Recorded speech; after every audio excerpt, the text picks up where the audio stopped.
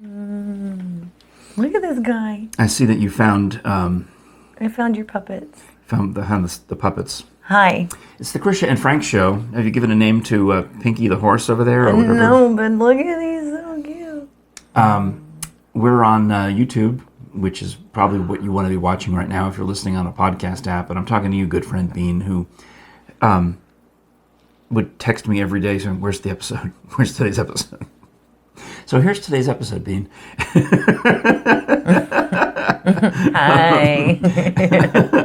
But we're also on all the audio podcast apps, and Krisha has found, in fact, maybe we can do some product placement. Krisha has found one of my childhood puppets. Yeah. Not even one of my favorites. That might have been one of my...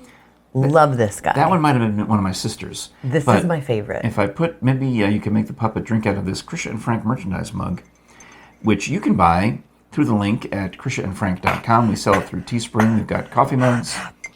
We have, you can drown your puppet in it. I was outside and I climbed a tree and We also have so thirsty. hoodies and sweatpants and shirts and iPhone cases and If I bought a Droid phone tot- cases. if I bought a toddler shirt, I could put it on this puppet.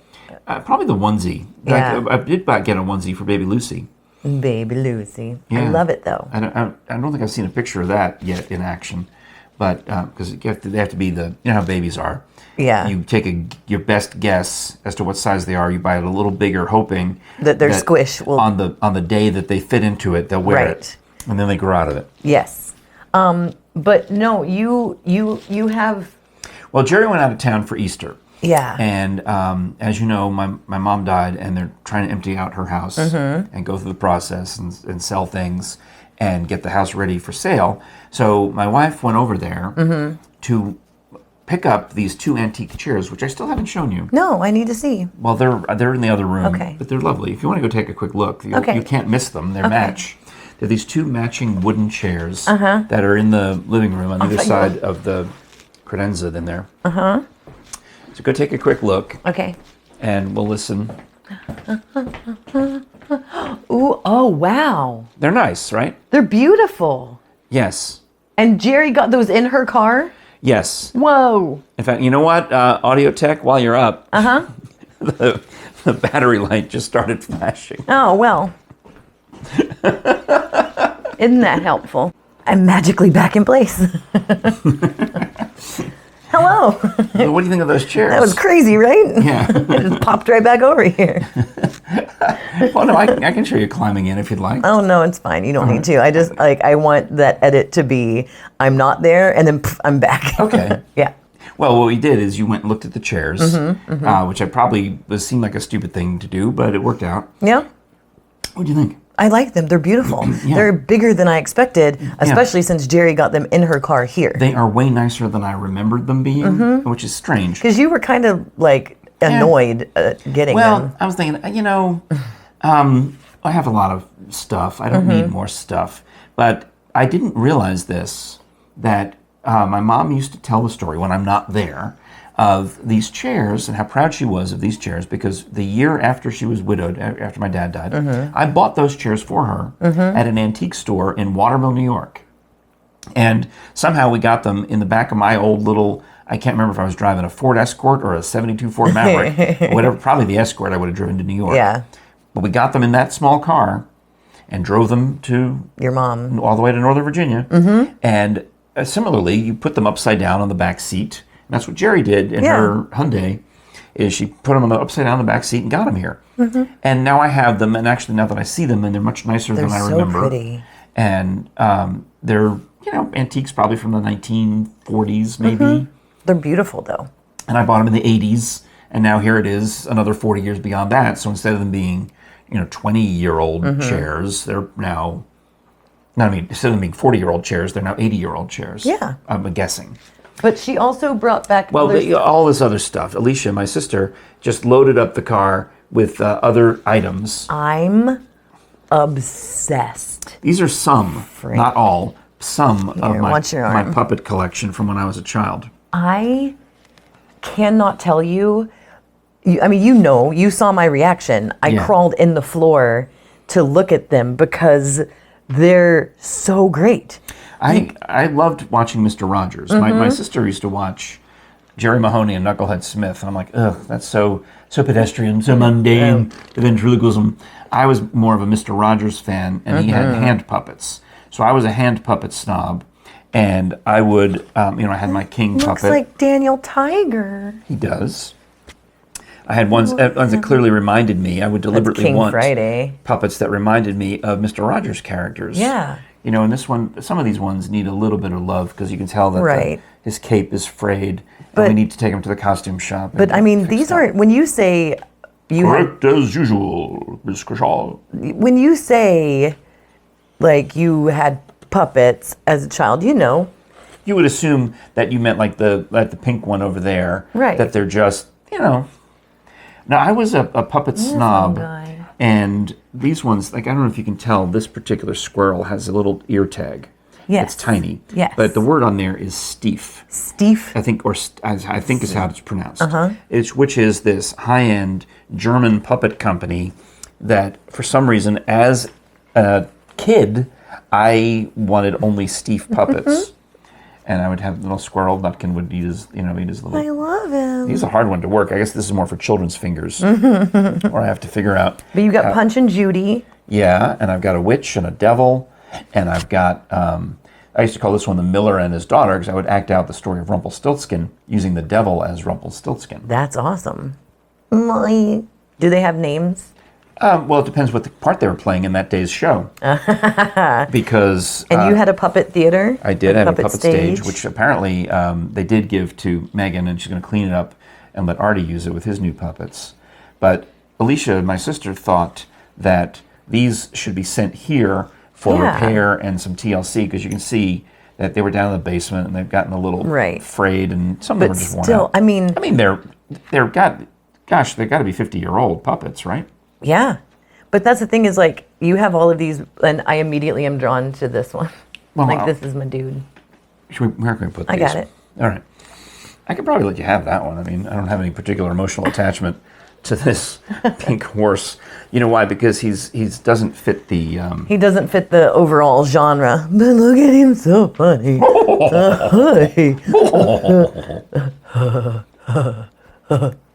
Yeah, see, he is a different style of puppet. And I love it.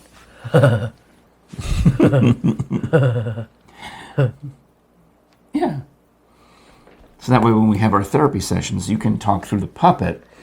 It's funny. When I had to go to the ADD doctor when I was a kid, he wanted me to like play puppet things. And it was so beneath me. I was 6 years old, and he was like, but then he put a wooden game in front of me where I had to take marbles and put the marbles in like this pattern.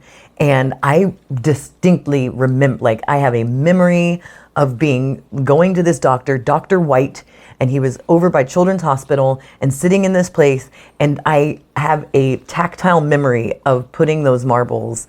So that was an ADD thing to keep you to focus on the marbles, and whereas the puppets would not. Right. Huh. Yeah. I didn't know you had ADD. Oh yeah. My mom used to. It explains quite a bit. My mom used to pump me full of Ritalin, zombie me out. Yeah. I didn't know that. No, it's my. There's nothing wrong with it. I've just strikes me as odd. As long as I've known you, and as many random things as we've talked about, I don't remember you mentioning that, or else I've got amnesia or senility. No, I mean, as a child, it was bad. Because I couldn't sit still, I couldn't focus, and I ended up having some really great teachers in elementary school. But elementary school was where, like, my mom my mom was a nurse, and she probably like gave me more Ritalin than I needed. But she was making money on the side. But then when I found dance is when they stopped giving me because Ritalin you could medication. Found something you could focus on. And it was getting that energy out. I danced 6 days a week. Yeah. And I think that's, it definitely is different now as an adult. But I think that's my working as much as I work. And you throw yourself into things. And it helps me. Because you're focused on one job for the 70 hours a week. and I feel, and I'm not, that's the thing is why I love where I am right now is that I have many different jobs within that job. Yeah. And so no day is ever the same. That's one thing I always enjoyed about my radio career is no day was the same. Is, the basic overriding arch was, you go to the same building and you do roughly the same thing by making radio. But how you go about it can be very different from day to day. Yeah, and I never thought I would enjoy, I've been, so I'm on stage 2 to 3 days a week right now. As Ma McCoy. And I also... Did you catch that also... at the end of the Titanic episode where the poor lady had no idea that I was talking about you as Ma McCoy, and she assumed you were talking about your friend Gail, who was the main Ma McCoy, but it makes sense that they would think of Gail. I did think that was funny. But I'm also training backstage to You're being trained in how to run backstage. And correct, where I like stage managing, and it is a complex show. I mean, being in charge of when the pool goes. I went and watched somebody's YouTube video of it. Yeah? Yeah. Yeah. It's a lot. It's a lot. And, that is, on headset and making sure that drops come in, that things fly, that the pool goes down, that you set the pool pump, because if you do it wrong, someone could die. So, but no one has. No, but That's I mean, good. it's a very well run show. But what I didn't expect to like as much as I do, I've stage managed Flying Anvil before, and where being in control of sound and lights. But I am the second sound engineer. Like it's the main guy and then me. Well, like also with Ma McCoy, there's the main Ma McCoy, and then you fill in. You're the swing. There's a main sound engineer, and then you're the swing on that. So you're the second in command. So if either of those two leads have the day off, you do their job. And I'm third in line backstage. No wonder you're working 70 hours a week. Right. Jeez. But I'm learning how to mix because we have live musicians on stage, and my ADD brain did not expect to love it as much as I do. I love it. No kidding. I love running the show. Well, it's also, maybe that's part of it is no offense to a community type theater or an independent type theater like a Flying Anvil where you're doing off-Broadway. Flying Anvil styles itself to be an off-Broadway style theater, which always struck me as odd that they should be downtown, and Theater Knoxville, which does fairly mainstream plays like Mousetrap and Murder on the Orient Express, those are the ones that should be in the suburbs. Right. But whatever. Yeah. But one of those off-Broadway shows, by definition, has a limited amount of lights and cues and things. You are in a full-on theme park, Dolly Parton level production where there's over 500 cues. It's designed to overstimulate the audience. It's like going to the circus. It's a 3-ring circus. There's so much going on. Yeah, and that works for you. Oh, the over the top.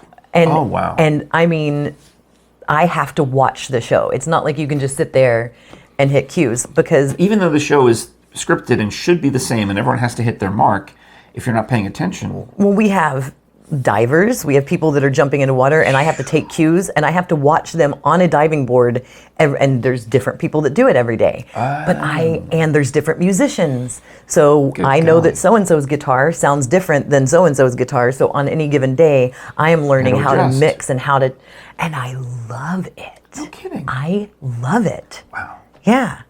You know what else I love? What? Steve's tree service. Who doesn't? I mean, look at the greenery on you right now. It reminds me of the leaves that can be out of your line of sight once Steve removes them. Yeah, and our friend Bruce just used Steve's tree service. Absolutely. Posted a video, which is super cool. Renee, girl. Yeah, she's got it going on. She's right in there helping. Not only will they come out and give you a fair estimate and tell you exactly what's up, but when they tear down that tree, you don't have to worry about a thing. They'll get all the pieces up.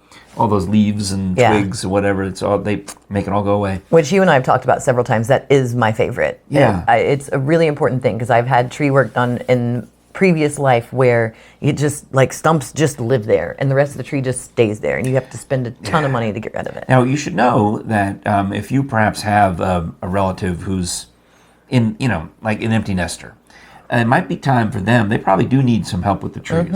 So maybe it's something you might want to look that way too, because Steve and Renee are especially good, and they do a lot of work with the folks who've been in their house, for 20, 30 years, and all of a sudden those trees have overgrown themselves. Right. And those are the ones that need to be tended to. So whether it's the little nuisance trees or the big old ones that are like, Like, that used to be a beautiful tree, but now it's gotten too gotta old. go. or those Bradford pears. They're the worst, Bradford and they pears split are- down the middle. are bad trees. Get One rid fell of on them. my car one time, years See? and years ago. They- They're a hunk of junk. They're terrible. So have Steve and Renee take care of those, or like I did, pine trees, maple trees, oak trees, whatever you got. Get it cleaned up. Make room for new trees. Yeah, and you can find them on Facebook, Steve's Tree Service, or you can call them 865-257-6214. Good. Thanks. I knew I had it in my head, but I thought, I'll just pull it up on the screen for you. And you also have... Well, I also wanted to ask about your shot, though. I mean, I know I've got the artwork. You do. But I wanted to ask you, because we're back doing this Krisha and Frank show, I guess 3 days a week? Yes, 3 days a week. So that would make today a Friday, maybe? Monday, maybe. I don't know. Well, I don't know. I got to have a different schedule in my head of when we're going to post these. But whatever day it is, it doesn't really matter. Because of your busyness at work. Correct. We're going to cut back to 3 days a week for now. Right, and that, I want to do more, but I think right now That's the best we can do. This is Right. Yeah, because And I love it'll this. be fun. And I love this, and I love you so much, and This is my I've favorite missed it, thing. and this is my favorite thing. And This is like episode 137. If you missed any, you can go back and watch them. It's really important to me, and so I want to make sure that we continue. All right. Well, one of the days, we explained this in an episode the other day, that if we miss one day of recording. Right, I it have one blows day us- off a week. It blows out our schedule because one of the days we had planned was the day after you'd gotten your second COVID shot. I was telling you a little while ago, I don't feel like I had a bad reaction to it. Oh, I see. Then I misunderstood because the text I got from you was, "I'm in a coma." Oh, when I say and my wife said, "That's not funny. We know someone in a coma." And I said, "Let me write back to her." And I wrote, "Literally or figuratively?" I could not stay awake. And so I feel like I didn't get a fever. I didn't feel it because my friend Jen, she felt terrible after her first I've one. heard so many of our friends who just, our friend Sandy and her husband John, he had almost nothing, and she got just knocked on her back by the reaction to the shot. And I've had friends, my friend Gail, like she said she felt like she got hit by a truck. And See, I wish I had something to do because I could have used that as an excuse. Yeah. I could have said, "No, I had my second shot. I am not available. I can't do anything." but I expected to feel like I had the flu. Because everyone that I what you know had been like, I felt sick for 24 hours. The day of the shot, I was fine, but I could not stay awake. So relatively speaking, I feel like I had a pretty decent reaction, but I would wake up and I was like, Yeah, you couldn't come over and record. You weren't physically unable to come over here and I do could shows. not get up out of bed. Yeah. I felt like I hadn't slept. And honestly, it also may be the hours, and that's just my body's reaction was like, nah. Yeah, your body is definitely telling you that you're working a lot, Yeah. if not too much. Yeah. Well, I had mine a couple of days before you.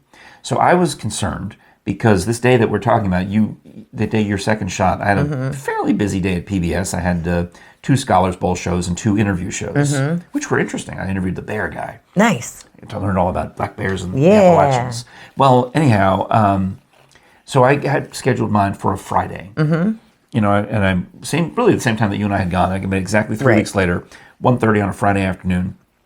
So I go and get my hair cut, and I've got the hairs all down my back, and I'm going to go home and take a shower. But I've scheduled it so that I can go get the shot. Swing. But I got to the shot early. The haircut didn't take as long as I thought because of COVID. Well, my hairdresser usually, I love you, dearly hairdresser, but normally there's a lot of conversation. Right. And long pauses while she's telling me stuff. Right.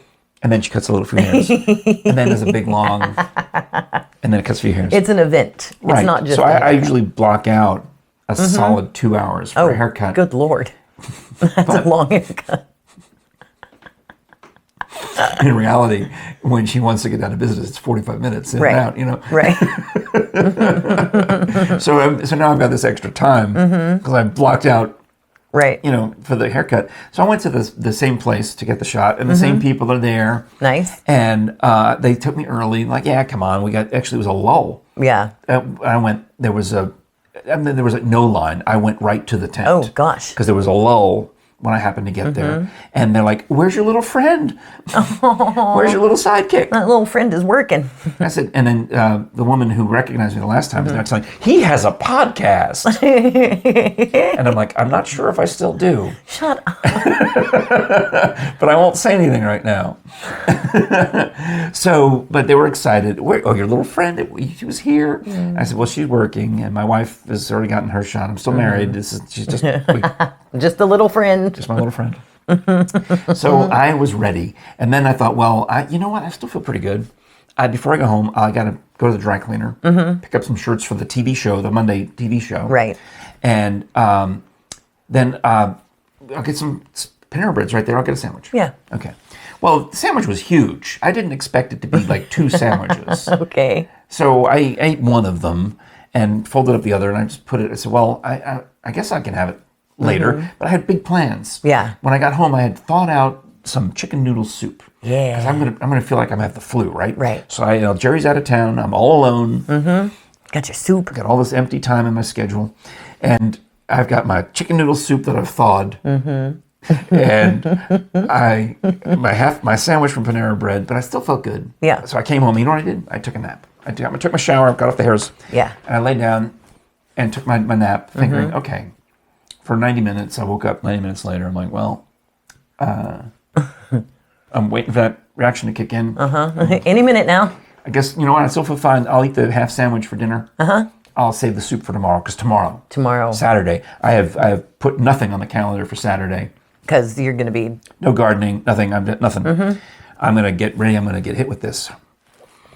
So I woke up Saturday. I guess I might have done my radio show.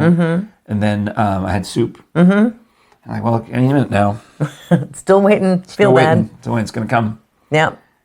Yeah, I could probably go out in the garden for a little while. Like, I'll know when maybe tomorrow, maybe Sunday. Yeah. And then still nothing, and still nothing. And I thought, oh, this is going to be the worst. It's going to hit me on Monday when I've got 4 TV shows to do Monday. 2 Scholars Bowl and two interviews. That's when it's going to hit me. And no, nothing. I finished the soup up. So that's my recommendation, is take a nap and have soup. Take a nap, have some soup. Because apparently it worked for me. Go to the dry cleaner. Yeah. Yeah. Go about your lives. Yeah, for me, it was just, I did not feel bad. I just could not stay awake. I think because of what happened the following week, when we were going to record, and you also got hit with the tiredness. Yeah. To the point where you just couldn't function. Yeah. Yeah. I think that your body is just telling you, you need a day off. So we'll have to, like we talked about, arrange it so that you get your day off and don't come here. Right. You need a day off. Off. And that's what I've been burning my candle at every end, and I haven't had days off. I mean, I went 11 days straight without a day off. Yeah. So now I'm familiar with burning the candle at both ends, and I'm familiar with juggling many things. Yeah. And my only advice is you got to keep a little gas in the tank. I know. Like when I was doing Front Page Follies and radio and some other thing, you got to keep a little gas in the tank. Or a better example is when I had to do Nutcracker and Scholars Bowl and radio. Not just one day, but every day for a week, because it's Tech Week. Right. And the finals of Scholars Bowl. It's insane. And every year I think I have to give up one of these things. Yeah. Yeah. I remember it, like you. I was like, I have pushed myself to the limit, but for each one of those things I had to save a little gas in the tank to go from TV to radio to stage. Right. And that's the difficulty that I've experienced, is not being able to get to the gas station. I mean, like I need a solid 8 hours. And when I'm doing a 13-hour day, doesn't leave enough time. And you have you got to get up at 7 o'clock in the morning and be back at work. Man. And so there were some days where I had 6 or 7 hours from the time I left when I had to be back. So it reminds me of one time I was really stupid. I took the Saturday night sign-off shift and the Sunday morning sign-on shift for a daytime station in Annapolis, Maryland. Oh, that's which terrible. Is an hour and a half from my house. And why didn't I just sleep on the floor of the radio station? I don't know. I was stupid, or because the couch in Michael Mirror's office looked so disgusting, and I knew what had happened on that couch. Oh no! So I just couldn't. I couldn't do it. So I would sign off the station in summer, the longest days of the year, at 9 something, and then have to go home and have to be back at 5 something to turn it back on the next morning. I shouldn't have taken those shifts, but when you're young and dumb, the bottom rung of the ladder, that's who gets it. You either take the worst possible job in radio or you don't get in. Yep. Well, this is the best possible job, and I'm glad that I have it with you. Thanks. Thanks. Yay. Okay. Well, I hope we'll make more. Wait, we got more. There's more coming. But we're done for now. So that's good. Thanks a lot for watching, listening, buying the merchandise. That helps us a lot at KrishaandFrank.com. audibletrial.com/KrishaandFrank. Helps us when you Audible trial it. Check out the fabulous audio entertainment there for 30 days. And then at the end of that 30 days, decide to keep it or not. But by using our code, you've helped us. And there's so many things on Audible, including our show on Audible Pod. Yeah. But you liked, what have you been listening to lately? Nothing. Oh, right. You're too busy. Yeah. Yeah. Yeah. Well, Jere listened to one of those, I want to say James Patterson. I keep mentioning him because that's what comes into my head, but that's what she loves those as audiobooks. They're good. There's so many of them, too. We're talking about sleep, and I'm like, I'm yawning. Okay. All right. Thanks a lot. KrishaandFrank.com. Bye. Bye. Bye. I'm going to make the puppets say goodbye. Where are the other puppets? They're over here.